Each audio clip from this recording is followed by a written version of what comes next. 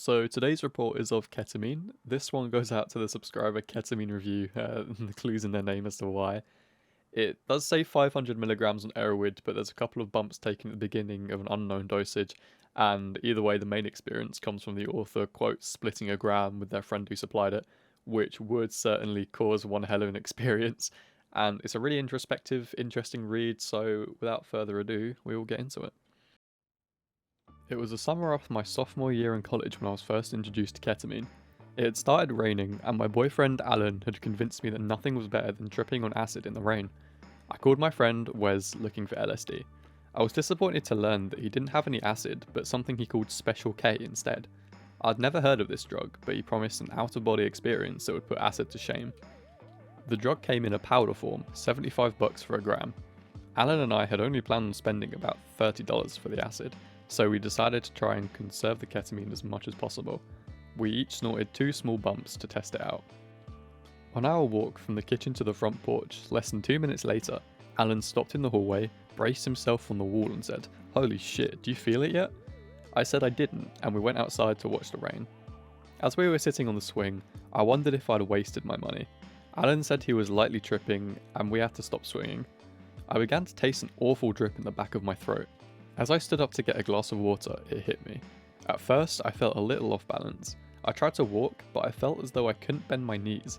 I made it inside and back out with my water, walking with stiff legs. Alan was laughing at me, and he asked me how I felt now. Crunchy was the only word I could think of to describe it.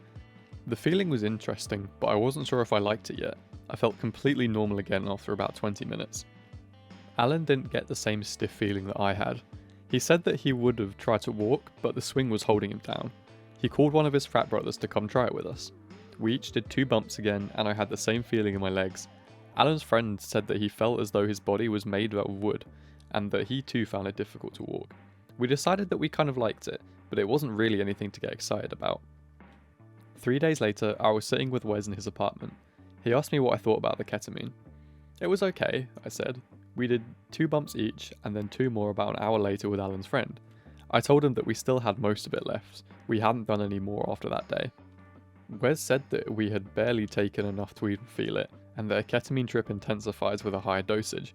I was surprised to learn this, as I was used to taking smaller amounts of other drugs, such as ice. He told me about something called a K-hole, and how intense it could be. I was eager to try again. "I will split a gram with you if you want to do it right now, free of charge," Wes said. Of course I said yes. He warned me not to freak out and said that no matter what I thought was happening, I would be okay in about 45 minutes. I went ahead and poured a glass of water. I was ready. It was not even a full minute before I started feeling it this time. I was glad I was sitting down. I felt crunchy again, but that feeling went away shortly, replaced with the feeling that I didn't have any bones in my body. Until this point, I was still expecting a similar effect to LSD. I was definitely feeling the outer body sensation, but it was nothing like acid. There were no bright colours or melting objects like there are with LSD.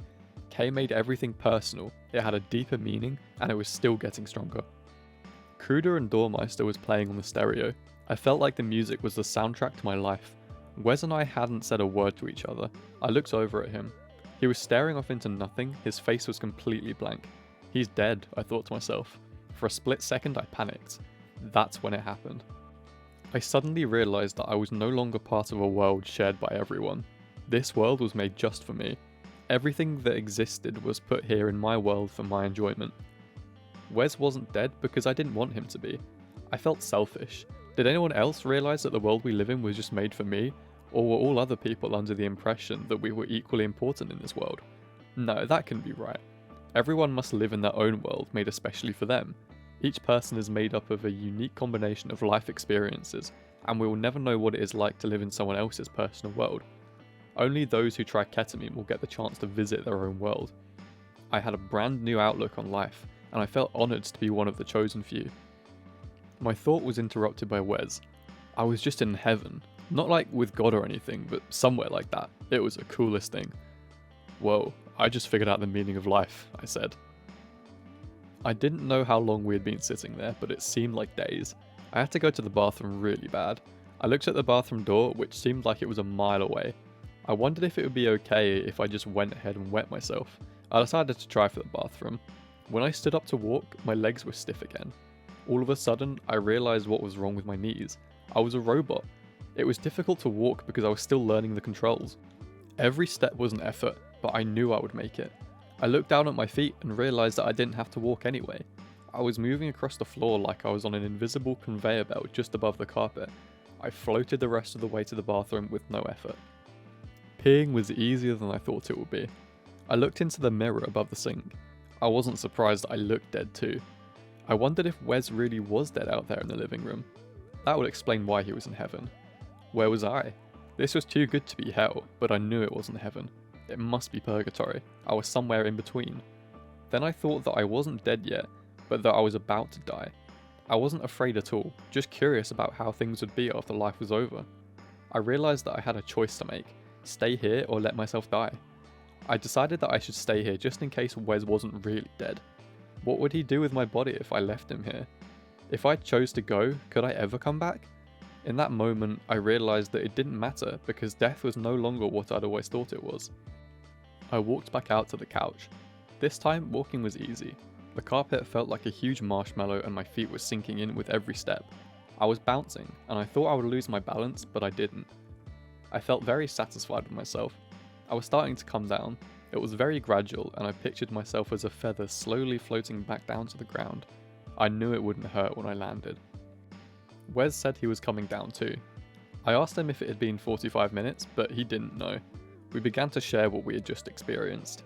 It was strange knowing we were both in the same room the entire time, but both of us were on our own completely different journey.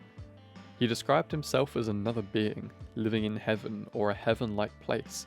Not an alien or angel, but a different form of life that had no features or gender. He could see people cooking, driving, and doing normal things, but they couldn't see him. He was able to read their minds, and he felt sorry for them. He was fascinated by this new ability. "So you were God?" I asked. "No, it wasn't like that at all. I can't explain it. I just know what it felt like. What did you see? Tell me about the meaning of life." I said, "Life is all about control. I realized that everyone lives in their own world and that they can have control over what happens to them if they learn how. Anyone can be completely free if they let themselves do it. It's kind of like lucid dreaming." I also learned that there is no such thing as death. I was on the borderline of dying, and I got to choose whether I wanted to stay here or go ahead and leave this world. I decided to stay because I didn't know if I could come back if I let myself die. Besides leaving my empty body here, I don't think anything would have been different than it is now. For some reason, I knew that death was only real to those who are still alive. Death is something that living humans made up so that they could cope with it. Humans feel the need to find logic in everything. They can't fathom the thought of infinity. "So, it's like a religious thing then?" he asked me. But it wasn't. It was a state of mind. Those of us who find our personal world will understand life. Death can only exist in a world based on logic. I have experienced a personal world. Have you?